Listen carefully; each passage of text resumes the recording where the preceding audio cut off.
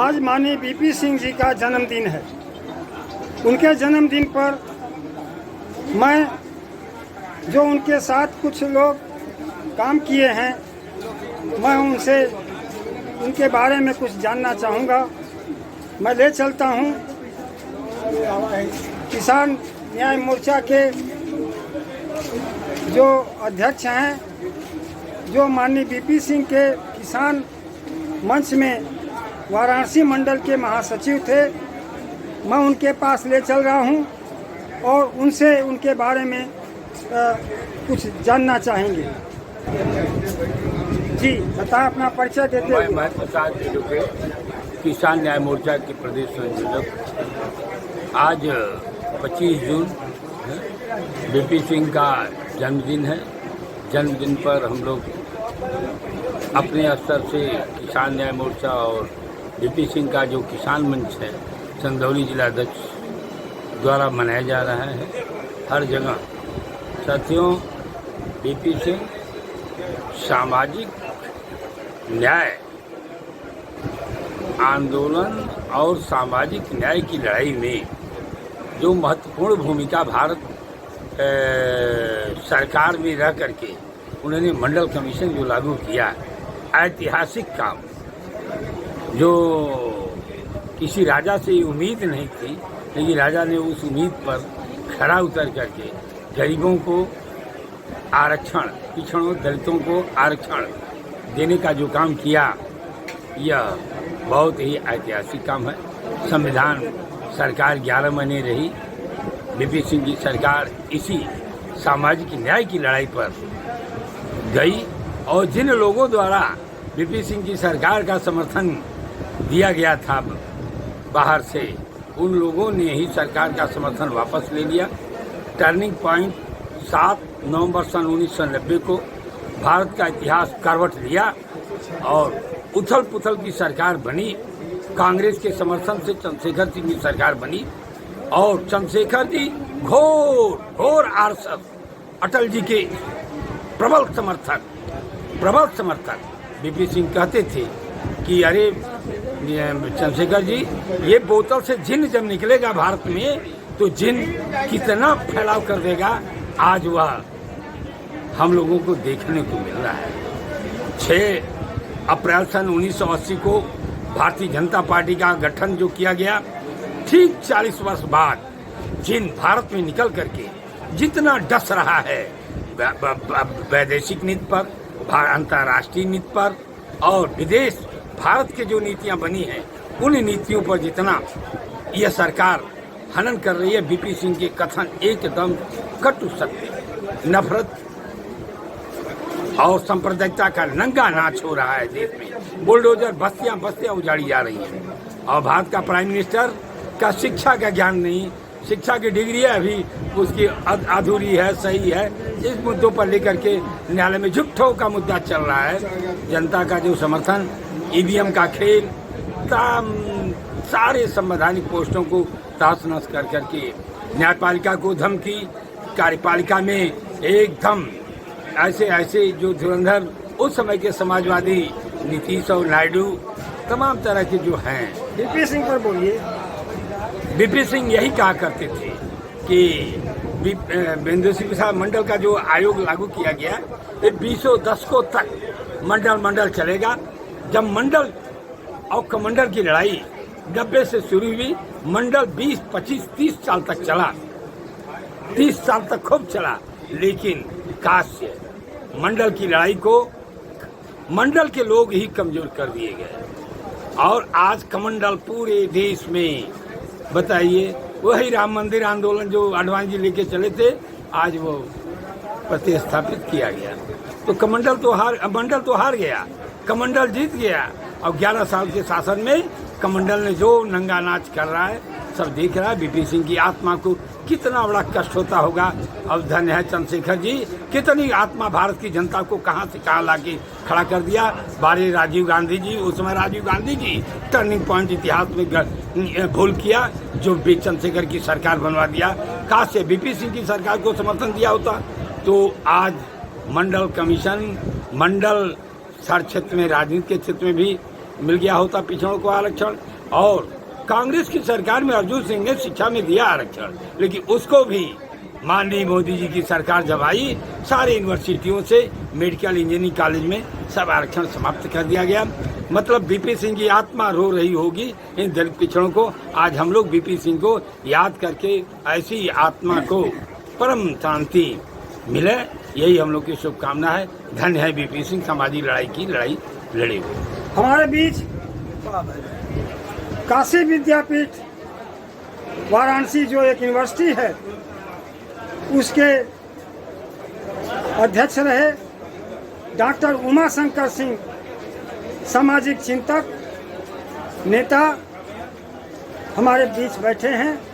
मैं उनसे चाहूँगा कि अभी पूर्व वक्ता ने जो कहा, तो मंडल के लोग ही तो भाजपा की सरकार चला रहे हैं, उसकी पालकी ढो रहे हैं। आप बीपी सिंह जी पर क्या कहना चाहेंगे? डॉक्टर उमा शंकर सिंह यादव, पूर्व प्रदेश सचिव समाजवादी पार्टी उत्तर प्रदेश।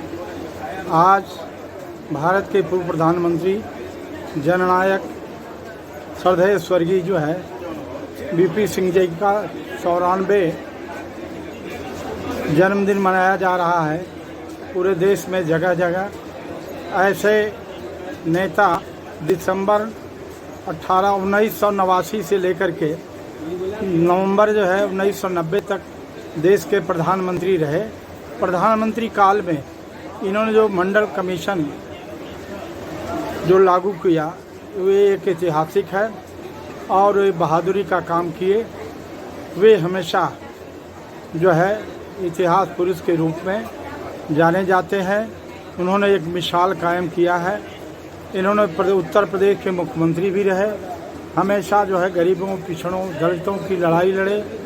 देश के प्रधानमंत्री के रूप में इनके जो योजनाएं हैं, जो कार्य है, लोग याद करते हैं। हम काशी विद्यापीठ यूनिवर्सिटी में छात्र संघ के उपाध्यक्ष रहे। उस समय माननीय विश्वनाथ प्रताप सिंह को अपने यूनिवर्सिटी के धरती पर इनको लाने का काम किया था और इनका अभिनंदन वंदन भी किया था। ऐसे महापुरुष को, ऐसे राजनेता को जो पिछड़ों की आवाज़ को बुलंद किया देश में, सब नमन करते हैं। हम अपने ओर से श्रद्धांजलि अर्पित करते हैं। जय हिंद, जय समाजवाद। हमारे बीच रमापति यादव जी भी बैठे हैं। मैं चाहूँगा वो क्या कहना चाहते हैं। मैं तो पहले आपके चैनल को धन्यवाद देना चाहता हूं, जो आपने ऐसे महापुरुष के विषय में उनके जन्मदिन पर हमारा इंटरव्यू ले रहे हैं। राजा बीपी सिंह को राजा के घर पैदा हुए थे और राजशाही में जिए थे, लेकिन उनकी आत्मा पूरे अपने जीवन काल तक गरीबों, पिछड़ों और दलितों के लिए संघर्ष करती रही। और जब वह मुख्यमंत्री थे तब भी वह गरीबों के लिए संघर्ष किए। अपने बल पर, अपने मेधा के बल पर, उस समय जो कांग्रेस पार्टी इतनी बहुत मजबूत पार्टी थी, उसको भ्रष्टाचार के मुद्दे पर ललकार करके निकले और अपने मेधा के बल पर भारत के नंबर 1 कुर्सी प्रधानमंत्री तक बैठे। और बैठने के बाद वह चेतना उनकी मरी नहीं और उग्र हो गई और उन्होंने उस सामाजिक न्याय के बीड़ा को एकदम पूरे देश में फैला दिया, जो हमेशा उसकी चिंगारी फैलती रहेगी। और जब तक और उन्होंने उन दबे कुचले का जो हक स्वतंत्रता के बाद तक किसी ने लागू करने की हिम्मत नहीं बांधी और राजा बीपी सिंह ने उसको अपने कुर्सी का ध्यान न दे करके अपने कुर्सी को रख करके एकदम उसको कहते हैं कि जो कब चली जाएगी उसको ध्यान नहीं दिया और उन पिछड़ों के लिए त्याग किया और मंडल आयोग को लागू किया। और वो हमेशा जब भी चलते थे राजाओं की तरह नहीं, गरीबों की तरह रहते थे। मुझे एक वाकया याद है उनका। एक बार हम लोग एक मंगलू विश्वकर्मा थे, उनके घर गए थे और वह साधारण सी कुर्सी पर बैठ करके सबसे गरीबों से बात करते थे प्रधानमंत्री होने के बाद। ऐसा शख्सियत बहुत कम दिखाए भारत में मिलते हैं, जो कितनी ऊंची कुर्सी पर बैठने के बाद दबे कुचले लोगों के साथ बिताना और उनकी समस्याओं को सुनना।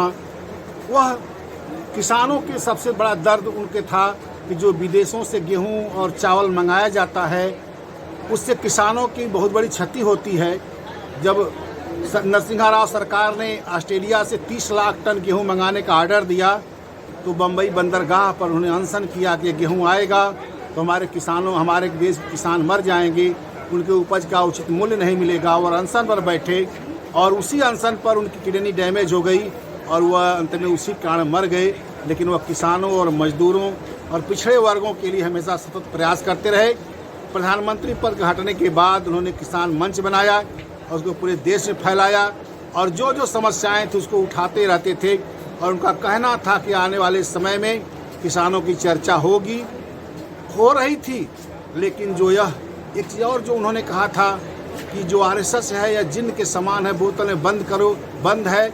लेकिन उस समय कुछ नेताओं ने उसको, भाजपा को समर्थन दे करके चुनाव लड़ने का काम किया। जब यह जिन बाहर निकल के आया है तो उनके उस विचारों को मार रहा है जो किसानों के प्रति उनके लगाव था, और किसानों को जो दुर्दशा हो रही है उस समय, यह बहुत ही दुखदायी है। इसको बीपी सिंह जब तक जिंदे रहे हमेशा लड़ते रहे इसके विषय में। और वो उनका ये विचार था कि भारत में जो अन्न पैदा होता है उसका उचित मूल्य भारत सरकार दे, न कि विदेशों से अनाज मंगा करके गरीब किसानों को मारा जाए। उनका यह बहुत बड़ा विचार था। यह चौधरी चरण सिंह के बाद किसानों के विषय में सोचने वाले दूसरे नेता हमें दिखाई देते हैं। उसके अलावा कोई नेता किसानों के विषय में सोचने वाला नहीं है, जबकि भारत देश किसानों का देश है। जब तक यह यहाँ लोग रहेंगे, मंडल आयोग रहेगा, लोग उनकी चर्चा होती रहेगी। दुर्भाग्य यह है कि मंडल आयोग के बल पर जो लोग राजनीति किए, आज वह कुछ लोग अपनी स्वार्थ लिप्सता में, अपने परिवार के स्वार्थ लिप्सता में एक तरफ हो गए, और कुछ उसी में से कट करके भाजपा में चले गए। जो भाजपा उस समय जम करके विरोध किया था, उनकी सरकार को गिराया था। मंडल आयोग लागू हुआ तो सरकार में बीपी सिंह की वजह से भाजपा 85 सीट पाई थी, लेकिन सरकार गिराने में जरा सा भी हिचक नहीं किया। आज वही भाजपा पिछड़ों का सबसे बड़ा हितैषी अपने को मानती। लालजी यादव गाजीपुर के ये आदरणीय बीपी सिंह के जन्मदिन पर कुछ कहना चाहते हैं। हम उस महान विभूति को सलाम करते हुए उनके जन्मदिन पर यही कहना चाहूँगा कि उन्होंने जो काम पिछड़े दलितों के लिए उन्होंने किया, वैसा कोई नेता है काम करने का वो साहस नहीं दिखा पाया। और आज हमारे बीच में बीपी सिंह जी नहीं हैं, फिर भी उनके द्वारा जो साहसी कार्य किए गए जनहित में, वह आज भी काबिल तारीफ है। जैसे मंडल सिफारिश वाला वो मामला रहा जिसमें 27% पिछड़े वर्गों को मिला, और जिसका लाभ हम सभी लोग ले रहे हैं। और आपको एक बात बता दूं कि हमारे गाजीपुर के बहुत से ऐसे लोग हैं जो बीपी सिंह जी के बहुत अच्छे नज़दीकी थे, उनके साथ पढ़े लिखे भी थे। और जब वो मुख्यमंत्री थे तो हमारे गाजीपुर के विकास के लिए उन्होंने बहुत कुछ काम किया। जैसे कि हमारे राजनीतिक गुरु श्री राम नारायण कुशवाहा जी भी उनके समय में विधायक थे। वो आपको सारी बात बताएंगे। जब जब उन्होंने भ्रष्टाचार के मामले में आवाज़ उठाया, उन्होंने तुरंत उस पर एक्शन लिया और अच्छे से अच्छा काम हमेशा करते रहे। जाति पाति भेदभाव को नहीं रखते थे, वो हमेशा सच्ची बात की वो पक्षधर थे। और जब चाहे किसी भी दल में रहे, वो हमेशा जो है गरीब तबके लोगों के लिए भलाई का काम उन्होंने किया, कानूनी तौर पर भी किया, समाज में भी किया। मैं आपको बता दूं कि मेरे उनसे एक बार मुलाकात हुआ था। भाषण तो मैं उनका 3 बार सुना था, 2 बार गाजीपुर में और 1 बार इलाहाबाद में। तो इलाहाबाद के सर्किट हाउस में हमारी उनसे मुलाकात हुई थी 2007 में। तो उनको चूँकि ब्लड कैंसर के वो मरीज़ थे, वो सर्किट हाउस में डॉक्टरों से चेक करा रहे थे। मैं उस समय टोपी लगाया था, तो मुझे वो बुलाए कि बेटा, टोपी वाले बेटा सुनो। मैं उनका पैर पकड़ा तो उन्होंने मुझे आशीर्वाद दिया। कहा कि ये बताओ, तुम चौधरी साहब को मानते हो? हम कहे हाँ सर मानते हैं। तो ठीक है बेटा, चौधरी साहब बड़े सच्चे ईमानदार थे, साग पात के आदमी थे। तुम्हारे जैसे नौजवानों की ज़रूरत है। हमेशा ईमानदारी के रास्ते चलना और हमेशा समाज के लिए कुछ न कुछ करने का प्रयास करते रहना। तुम्हारी आयु लंबी हो। यही उनसे मेरी अंतिम बात हुई थी। फिर तो 2008 में उनका देवासान ही हो गया। बहुत अच्छा। बीपी सिंह जी के कार्यकाल में जब उत्तर प्रदेश के वो मुख्यमंत्री थे, तो गाजीपुर के रामनारायण कुशवाहा एडवोकेट, ये भी विधायक थे। हम उनके पास आपको उनसे कुछ सुनना चाहते हैं।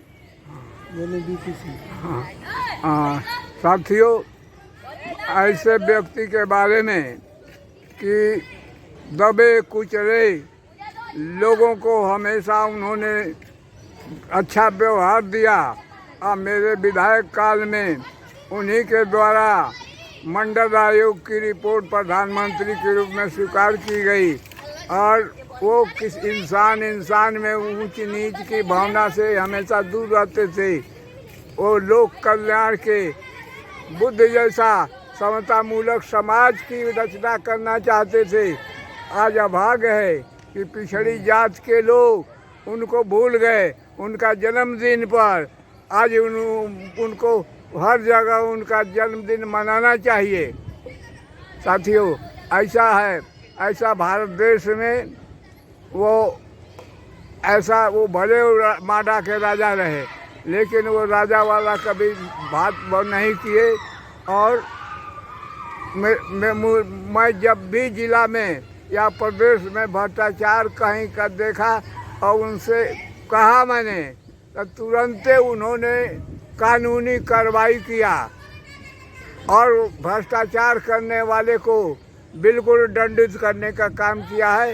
ये उनका ऐसा मुख्यमंत्री आज उत्तर प्रदेश को चाहिए। आज आवश्यकता है उत्तर प्रदेश को ऐसे मुख्यमंत्री का, लेकिन अभाग्य है कि कोई ऐसा मुख्यमंत्री नहीं दिखाई दे रहा है। आज जो है जिन पिछड़े वर्ग के लिए मंडल आयोग लागू किए, वो पिछड़े वर्ग के लोग कहाँ हैं? और वो भाजपा का झोला ढो रहे हैं और अपने अधिकारों से कहाँ खड़े हैं? अरे मूर्ख हैं वो। उनके आने वाली पीढ़ी उनको गाली देगी कि हमारे पूर्वज जो थे, कौन हमारा हितकारी है और कौन दुष्हितकारी नहीं है, इसका पहचान नहीं किए। और कुछ कहना है? नहीं, हमको यही कहना है कि उत्तर प्रदेश को बीपी सिंह ऐसे मुख्यमंत्री के आने वाले दिनों में प्रधानमंत्री